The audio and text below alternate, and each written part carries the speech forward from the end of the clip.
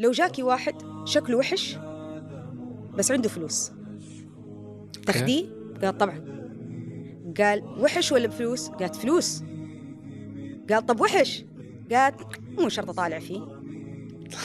جاها واحد سأل واحدة تانية قال لو جاكي واحد أخلاقه شينة بس عنده فلوس راهي تاخديه؟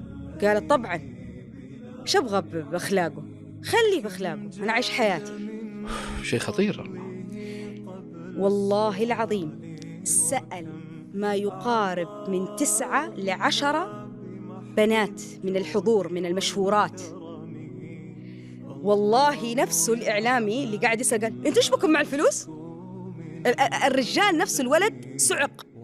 الولد نفسه اللي قاعد يقابلهم دائما ومتعود على سطحيتهم صعق برضو من إجماع الإجابة.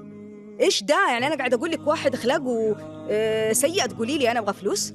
أقول لك واحد إنسان شكله وحش أنت كيف تقعدي معاه؟ كيف تاكلي معاه؟ كيف تشربي معاه؟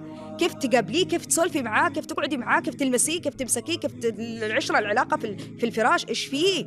تقولي عادي مقابل فلوس؟ هذه العينة الموجودة. فبالتالي لما يكون هذا اللي قاعد يوصلنا إنه لغة الفلوس هي سبب نجاح الأسرة، معنى أنا إيش قاعد أسوي؟ قاعد أهدم كل كيان في الناس. أنا قاعد أنا قاعد أفرتك عقول البنات والشباب.